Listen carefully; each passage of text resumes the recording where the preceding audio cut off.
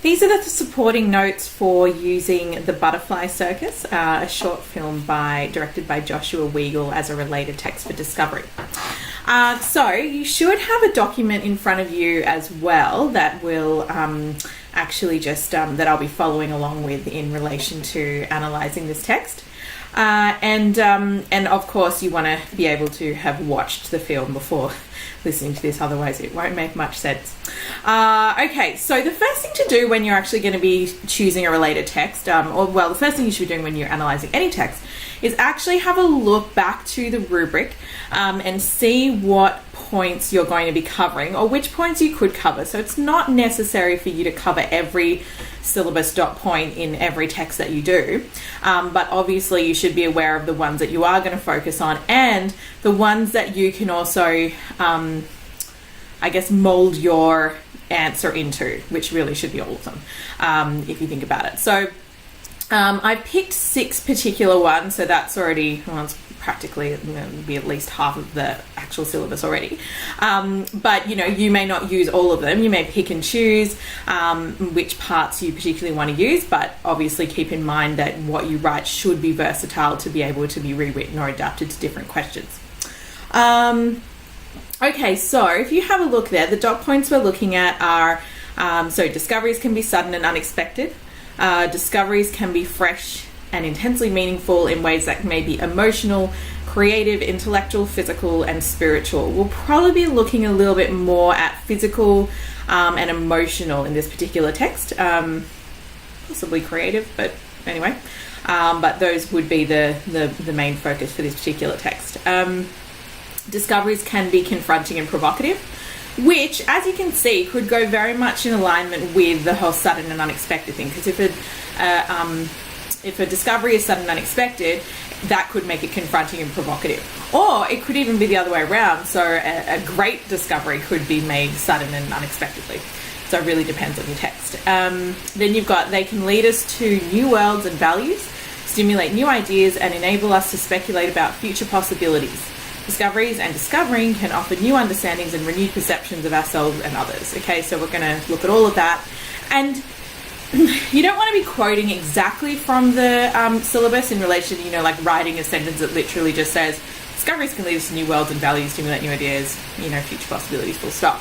But you do want to try and use some of the terminology in your actual writing. So if you can put things like new worlds and values, or somewhere else you put stimulate new ideas, and then you could put renewed perception somewhere. So pick and choose bits and pieces of it to use throughout your actual write-up. An essay, and then the impact of these discoveries can be far-reaching and transformative for the individual and for broader society. So the 2 key things really when you're going to be analysing a text is you want to make sure that you've covered not to sound too simplistic, but like the positive and the negative side of discovery. Okay, so what we can see is the kind of more negative side would be something like confronting or provocative or possibly sudden and unexpected. Okay, whereas something like it being transformative and leading to new worlds and values, that's going to be something more on the positive side. So you want to try and make sure that you have both of those sides, and you'll actually find that most things will fit into either of those, as in if based on questions they ask you, or the rest of the syllabus points that aren't necessarily dot pointed there specifically. Okay. Good, and obviously you'll find most texts will start with some kind of and just so you know, this is what you do with creative writing as well, most texts will start with some kind of a complication or a problem or something like that, and then it will go into how is that character altered, transformed, learn something new through their discovery, etc. Okay, so that's the way most texts go. So I usually find that structuring your response makes sense to follow that sort of line of analysis as well. Okay, and like I said, when you're writing, just a quick thing, when you're writing a creative writing story, similar kind of thing, you want to have sort of like both sides of that, the conflict or the confrontation, and then the change or the transformation. Okay, so just an initial overall comment about film. So what people often get stuck on with film is they try and cover too much of the film.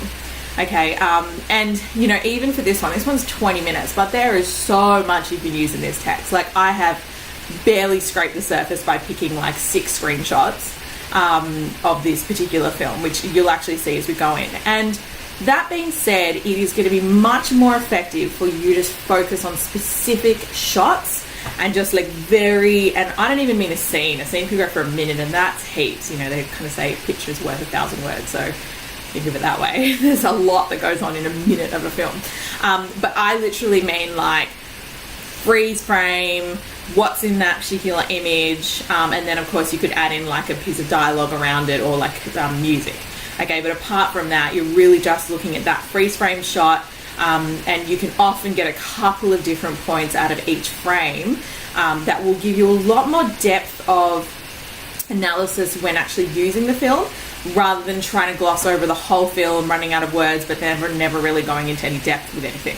Okay, so that's the main thing that I wanted to point out, and you'll see how that kind of works really well when you're actually engaging properly with the analysis of this particular text, and obviously I'm going to go into that now. So the first shot I've suggested is around the 2-minute 50 mark, so about 3-minute mark. So basically, you know, you've got this circus that they enter where, you know, these 2 guys, we don't know who they are, they go into this, you know, freak show or sideshow, okay, which is very much about like making fun of people or looking at their, you know, weird things, okay. And then of course they get to this particular guy who's a limbless man, and we're looking at his discovery. So in this particular scene, there's the discovery that it's more, the beginning I would say is more about our discovery and the audience's discovery of this particular man and the struggles that he faces. Okay, so if you have a look at that mid shot, okay, a couple of things. So I quite like that one because it sort of showed a mixed emotions, but there is very much a curiosity about it. They've all come to kind of see and discover and look at what this particular, you know, man is. So you've got a mid shot of the spectators waiting to see and then I just chucked a quote in, man, if you can even call him that, who God himself has turned his back upon. So if you did want to use that quote, and just so you know, quotes should be minimal. I think I only put 2 quotes in the whole analysis that I've suggested here. So yeah, you definitely want to make sure that is the much smaller part of your write-up.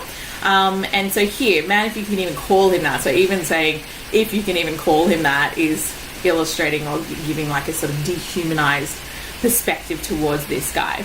And then God himself has turned his back upon, metaphorical religious illusion, you know, for emphasis, like he's completely rejected, dehumanized, and you know, yeah, all those sorts of things. Okay, so that's what we discover about this particular man, you know. And then you've got your facial expression, so you can see through the mid shot, you can see their facial expression, which will reveal a sense of intrigue and even trepidation, which with that trepidation, like there's lots of shadows. If you have a look at these opening scenes, you'll notice. So have a look at how that's actually created as well. So the trepidation or even fear towards what they will see. So obviously they're curious about it, but then there's also like a bit of a fear about it because of the way that it's shot. You know, something really horrendous can be at the other side. Shocking. Is continued through the use of low-key lighting, throwing ominous shadows on the faces of the audience. So what I've done is I've actually just bolded the technique, okay? And you need to make sure you have technical language in your write-ups for visual text, of course, because that's what they're going to be marking on. So that would be the equivalent of having like a metaphor or a simile or whatever in other essays, whereas here they're looking for, you know, that kind of jargon, okay? You know, and then you've got the so you've got the ominous shadows on the faces of the audience, so you can kind of see there's a kind of fear alongside with that curiosity. And then you've got the low-pitched, slow-paced, non-diegetic music, which enhances this atmosphere of tension and creation of fear towards the discovery that's about to be made, okay, or towards the discovery of this man. Discovery of the limbless man. Okay. Hopefully that's pretty self-explanatory. Basically, when you're using music, you want to choose 2 aspects of the music and then illustrate what kind of atmosphere that creates. So often what a lot of people do is they say the music creates an atmosphere of tension, but you have to say what is it about the music that actually creates that tension. Okay, so what you need to go into more specific detail about is, you know, here we've got the low pitch, slow paced. Okay, whereas if you have a fast paced, upbeat, that's probably a lot more like triumphant, energetic, and actually we'll see that later in the film when he actually makes his discovery and his transformation, and that replaces this sort of like low, ominous kind of music.